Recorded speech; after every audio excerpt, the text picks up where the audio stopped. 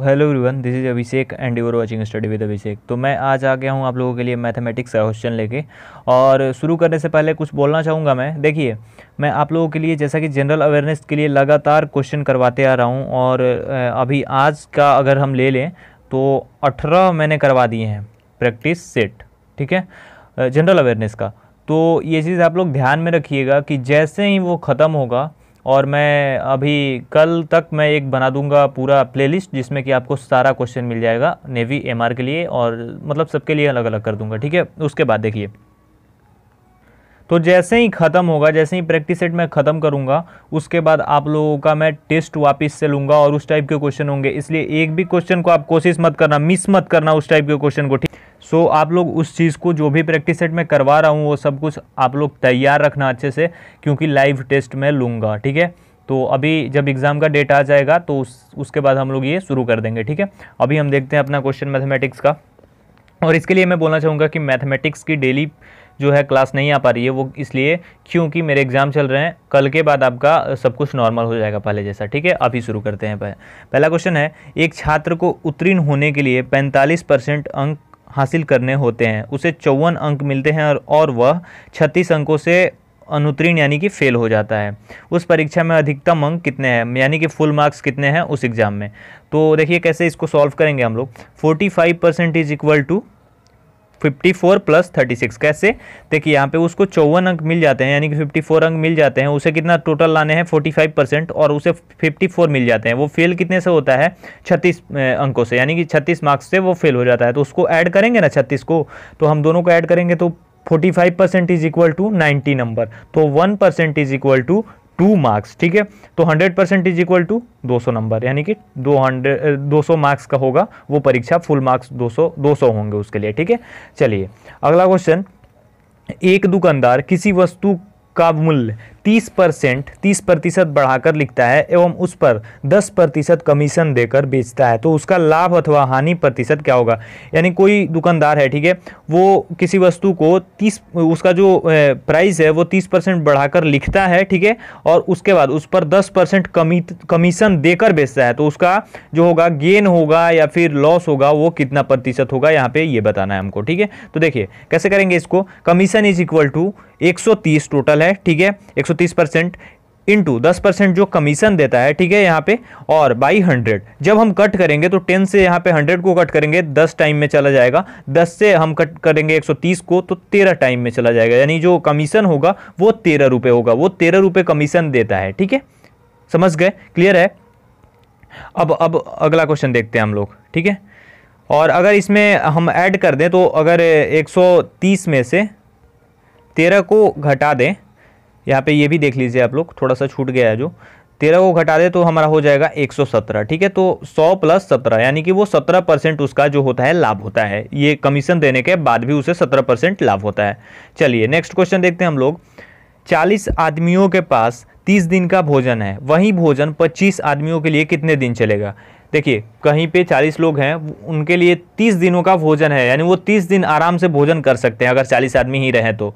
लेकिन वही भोजन अगर हमें 25 आदमियों के लिए रखना हो, मतलब आदमी घटा दें हम, यानी 40 में से घटा दे तो 25 ही बचेगा, 15 घटा दे तो हम 25 आदमियों के लिए वो भोजन कितने दिन चलेगा। हम कैसे करेंगे इसको। 25 आदमियों के लिए भोजन is equal to 30 into 40 by 25। अब हम अगर कट करते हैं इसे तो देखिए कैसे कट होगा।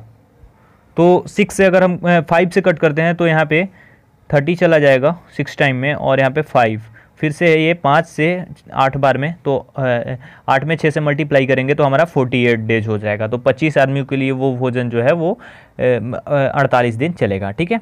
अगला क्वेश्चन।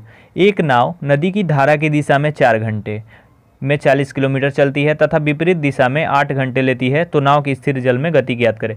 देखिए यहाँ पे क्या लिखा है। देखिए मैं हमेशा बोलता हूँ कि आपको बस अपना जो भाषा है, जो लैंग्वेज है, लैंग्वेज पे ये सब मैथ बनता है, ठीक है। तो देखिए यहाँ पे क्या बोल रहा है कि नाव धारा की दिशा में, यानी जो धारा की दिशा है, जिस दिशा में धारा बह रही है उसमें 4 घंटे में 40 किलोमीटर, और विपरीत दिशा में यानी कि उसके विपरीत, उसके उल्टा दिशा में, अपोजिट दिशा में वो चलती है 8 घंटे लेती है उसी दूरी को चलने के लिए, 40 किलोमीटर को ही। तो कैसे निकालेंगे। नदी की धारा की दिशा में चाल इज इक्वल टू 40/4, तो 10 किलोमीटर आवर यानी 10 किलोमीटर एक घंटे में चलती है वो धारा की दिशा में।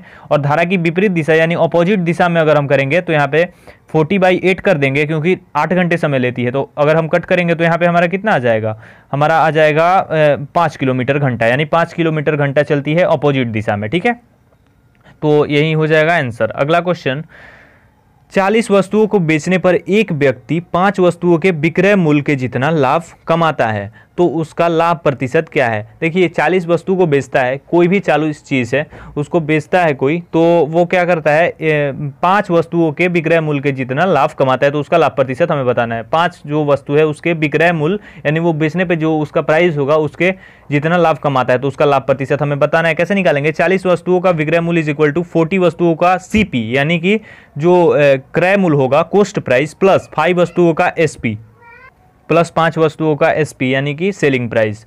तो यहाँ पे कैसे करेंगे हम, अर्थात 35 वस्तुओं का SP इज इक्वल टू 40 वस्तुओं का CP, मतलब जो 35 वस्तुओं का विक्रय मूल्य होगा इस हिसाब से वो 40 वस्तुओं के क्रय मूल्य के समान होगा। यहाँ पे क्लियर है। तो देखिए यहाँ पे हम लाभ प्रतिशत कैसे निकालेंगे, 40 - 35 बाई 35, तो इंटू 100 हम कट करेंगे। जब यहाँ पे देखिए सबसे पहले तो 5/35 इंटू 100 हो जाएगा, उसके बाद हम कट कर देते हैं यहाँ पे, तो 7 बार में चला जाएगा, तो 100/7 हो जाएगा। ठीक है, क्लियर है। यहाँ पे उसको और तोड़ देते हैं हम, तो 14.2/7 हो जाएगा परसेंट, इतना परसेंट जो होगा उसको लाभ होगा। ठीक है, नेक्स्ट क्वेश्चन है हमारा आज का जो आखिरी क्वेश्चन है 6 नंबर, वो है 3 तथा 75 का मध्यानुपाती निकालें। ये एक टाइप का क्वेश्चन आता है 1 नंबर के लिए, हर एग्जाम में लगभग आता है, तो आप लोग ये ध्यान रखना। तो इसका मध्यानुपाती कैसे निकालते हैं, हम x y a c, यहाँ पे मैंने AC मान रखा है। ठीक है, हम x y y z कुछ भी कोई भी चीज़ मान सकते हैं हम। ठीक है, यहाँ पे ऐसा कुछ, तो यहाँ पे ऐसा कुछ नहीं है कि हमको AC ही मानना है, लेकिन यही होगा अंडर रूट ओवर पहली संख्या तथा दूसरी संख्या।